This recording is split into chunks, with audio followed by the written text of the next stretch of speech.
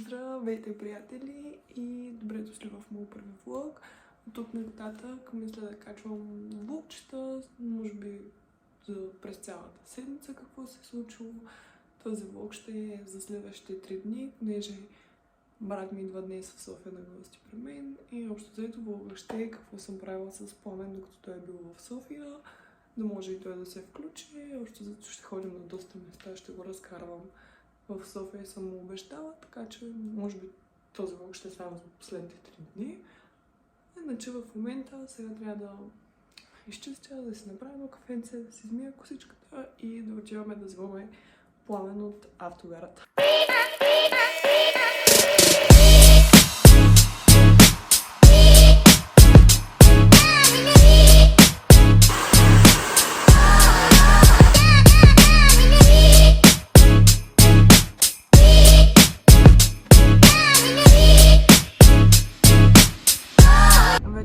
Автогарата и всеки момент Пламен трябва да дойде, да го взема, да се приберем до вкъщи.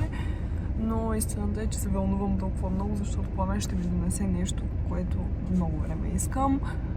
И просто пристигна в Стара Загора и се съвпадна така, че да може той да ми го донесе. Ще се включа по-късно и ще видите какво е то.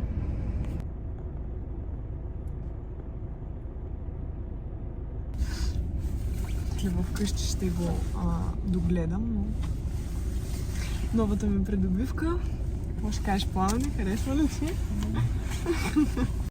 Ето, отиваме да си фащаме трамвая и отиваме на немски коледен базар. Да видим там какво има и после ще пием кафе на Витушка. Какво ще кажеш? Супер.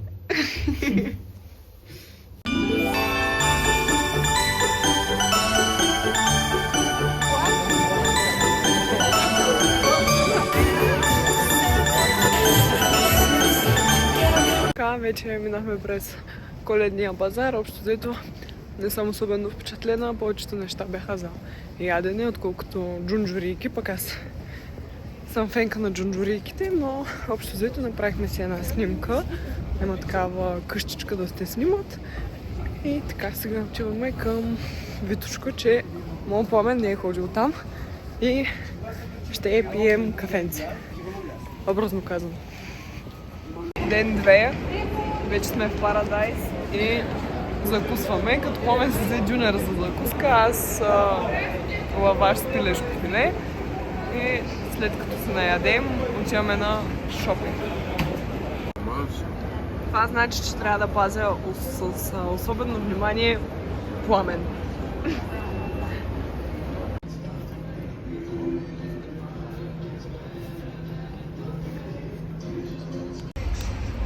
След шопинга Пламен си купи горнища, една чисто бяла тениска.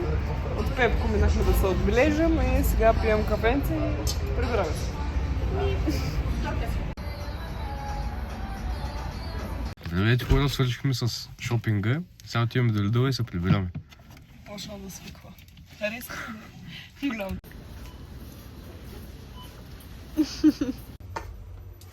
Да, туалетна хартия. Вече ще си лягаме и решихме, че никъде няма да ходим тази вечер и общо взето гледахме телевизия, хапнахме и играхме на Тривиадори на Удо, но преди да легна ще ви покажа навън какво се случва.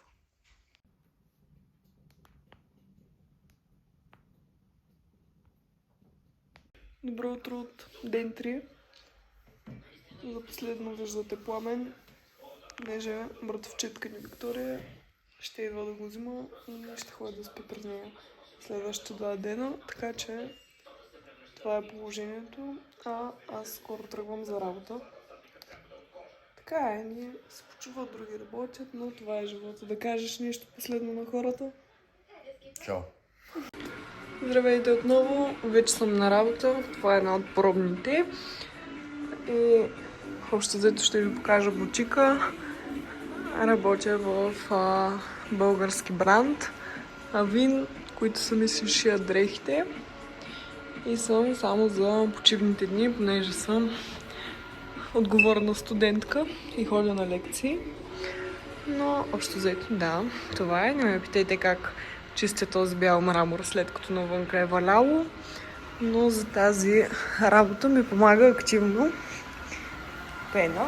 Може да се запознаете с нея. И общо взето това е. А това е Давид. Той е талисмана на магазина.